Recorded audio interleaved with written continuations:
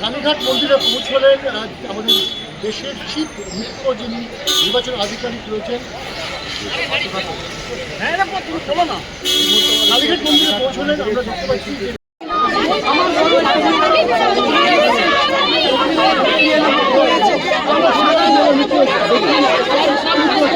আজ গ্যানেশ কুমারকে দেখবেন আমরা কালো পতাকা এবং প্ল্যাকার্ড নিয়ে আজকে দেখলাম কি কি বক্তব্য।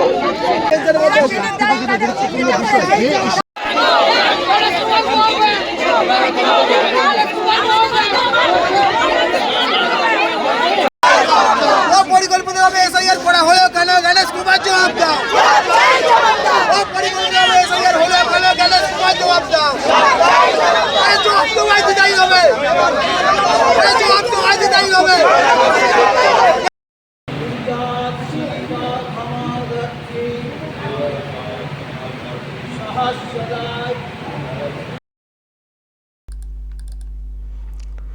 দর্শক, দুদিন আগে আমি যে খবরটা দিয়েছিলাম যে কালীঘাটে যেতে পারেন মুখ্য নির্বাচন কমিশনার গণেশ কুমার কলকাতায় এসেই, তো সেটা কিন্তু আজকে সত্যিই হয়েছে। আজকে সকালেই কালীঘাট মন্দিরে উনি গিয়েছিলেন, কিন্তু কি হলো, উনি আসছেন জানতে পেরে দেখুন সব প্রিন্ট করে রাখা হয়েছে। প্রিন্ট মানে এই যে গো ব্যাক, মানে হঠাৎ করে নিয়ে বেরিয়ে পড়া না, আগে থেকেই সব প্রিন্ট করে এবং কালো সব কাপড় কেটে ছিঁড়ে সব রাখা হয়েছিল যে গণেশ কুমার গেলেই গো ব্যাক স্লোগান দেব বা এই যে প্ল্যাকার্ড এগুলোকে দেখাবো। তো সেটা কিন্তু হয়েছে মন্দির চত্বরে, যেখানে গিয়েছিলেন গণেশ কুমার মুখ্য নির্বাচন কমিশনার, তার ওইখানে গিয়ে তারা সব ক্ষোভ বিক্ষোভ দেখিয়েছেন এবং পুলিশ ব্যবস্থাও করে দিয়েছে সেটা বলতে পারি। কিন্তু প্রশ্ন হচ্ছে যে ব্যাস এতটুকুই এই দৌড়, শুধু গো ব্যাক স্লোগান হয়ে গেল? তো উনি তো এলেন, পুজো দিলেন, তারপর তো চলেও গেলেন, তো করলেনটা কি? শুধু ওখানেই শান্ত না, গো ব্যাক মানে কিছুক্ষণ চিৎকার আর ওই প্ল্যাকার্ড দেখিয়ে দেওয়া, একটা করে পোস্টার দেখিয়ে দেওয়া, ব্যাস হয়ে গেল, খতম। মুভমেন্ট, আন্দোলন সব খতম হয়ে গেল। এই হচ্ছে দর্শক টিএমসির দৌড়, এই হচ্ছে।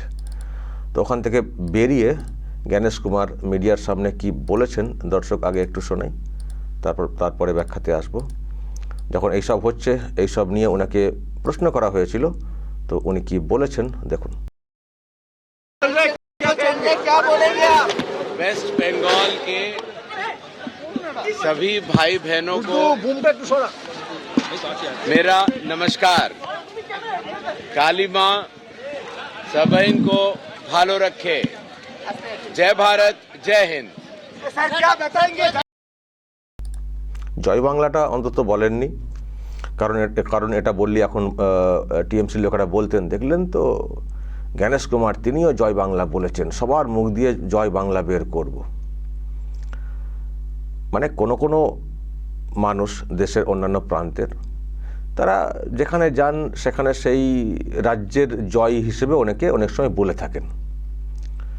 হয়তো এখানেও কেউ কখনো বলেছেন, অন্যান্য রাজ্যের কেউ এসে, ব্যাস ওনারা বলছেন দেখলেন তো আমাদের স্লোগান জয় বাংলা। আরে জয় বাংলাকে একটা রাজ্যের জয় যদি কেউ চান কোথাও, তো সেটাকে পলিটিক্যালি ওইভাবে দেখেন কেন?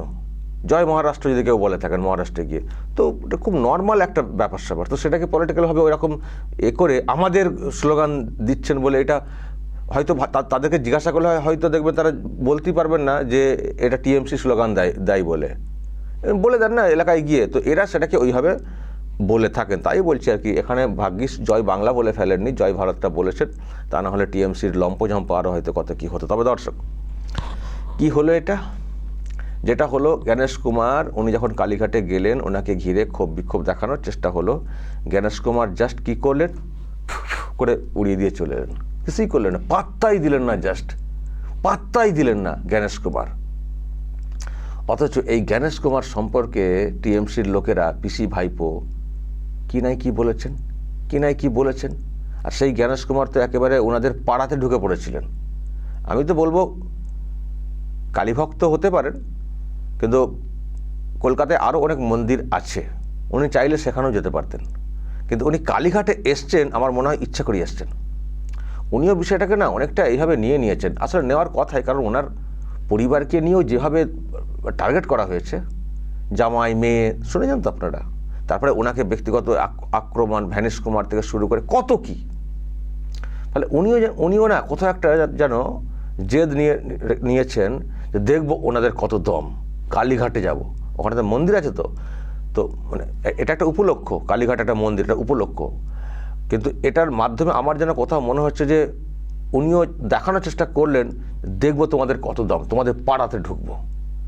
খুব তো ফুটানি, আসলে ফুটানি যেগুলো অভিষেক দেখিয়েছেন, আমি দর্শক সেসব তো আপনাদেরকে আগেও দেখিয়েছি। অভিষেক যে কথাগুলো মানে বলেছিলেন, ঘেরাও করব, এই করব, সেই করব, নিশ্চয়ই ওনার কানেও গেছে। তো আমি দর্শক সেগুলো আজকে আর একবার দেখাবো যে কী ধরনের হুঁশিয়ারি হুঙ্কার দিয়েছেন অভিষেকরা, মানে পাটে পাটে।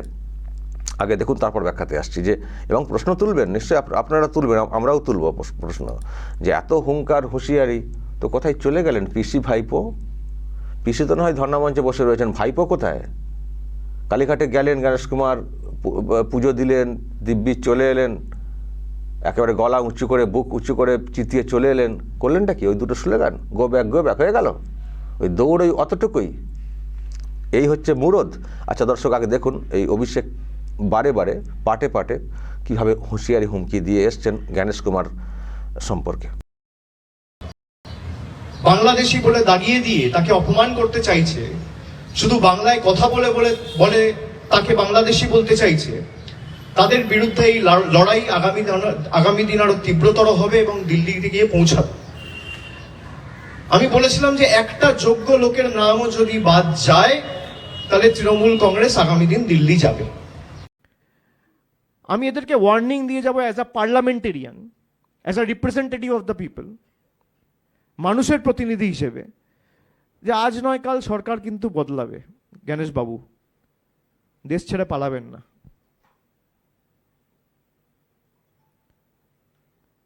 বিজেপি থাকবে না, দেশের সংবিধানটা থাকবে। অমিত শাহ থাকবে না, দেশের সংবিধানটা থাকবে। যেখানে যাবেন খুঁড়ে নিয়ে আসবো, যেখানে যাবেন খুঁড়ে নিয়ে আসবো।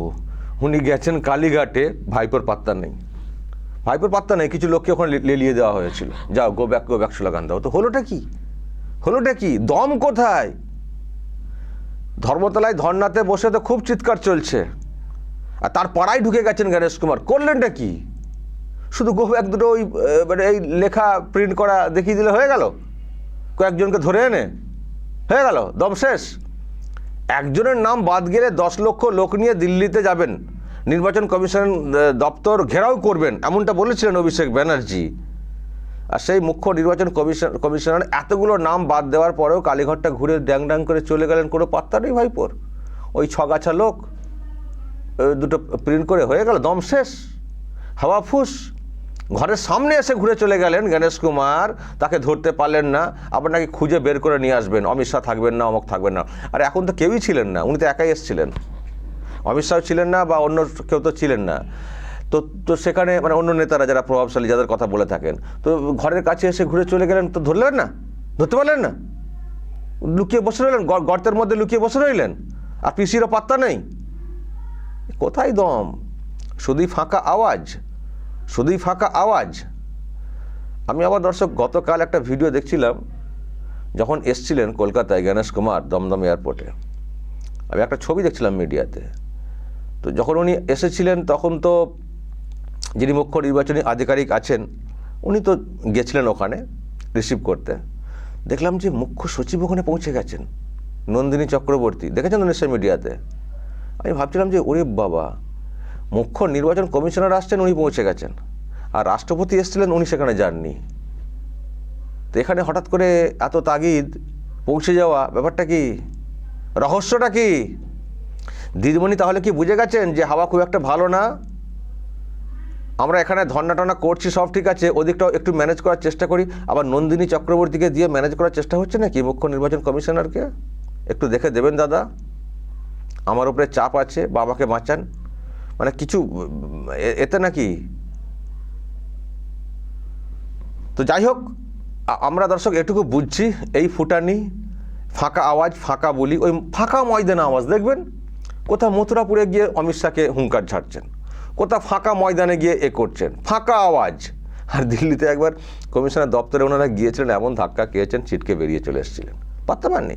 শুধু ফাঁকা ময়দানে চিৎকার, ফাঁকা ময়দানে বাংলায় বসে গোটা দেশকে চিৎকার করছেন। জান না, দেশের বিভিন্ন প্রান্তে ঘুরে ঘুরে চিৎকার করুন না। আপনারা তো অনেক দেশে, ওই অনেক রাজ্যে তো করতে গেছিলেন না, ওই ভোটে লড়তে, কি হয়েছে রেজাল্ট? শূন্য তো। তারপরে রাষ্ট্রপতিকে যা অপমান করেছেন, গোটা দেশ জুড়ে একেবারে ছিছি চলছে, ছিছি চলছে।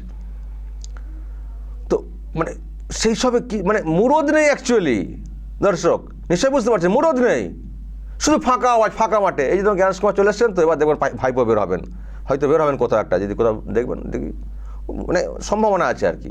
মানে উনি ঘুরে চলে এসছেন, এবার দেখবেন কেমন জ্ঞান ঝাড়বেন, কেমন হুঁশিয়ারি দেবেন। আবার পিসিও হয়তো দেখবেন ধর্ণা মঞ্চ থেকে কেমন চিৎকার করবেন। কারণ ইনারা সব হচ্ছেন ফাঁকা মাঠের প্লেয়ার। আবার যখন কোথাও যাবেন বৈঠকে, ফুল মিষ্টি নিয়ে যান।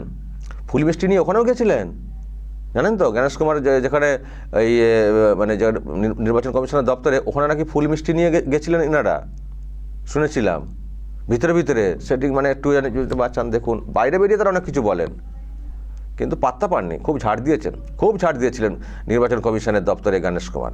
তো এখানেও দেখলেন পুরো মুডে আছেন, ফুল মুডে আছেন।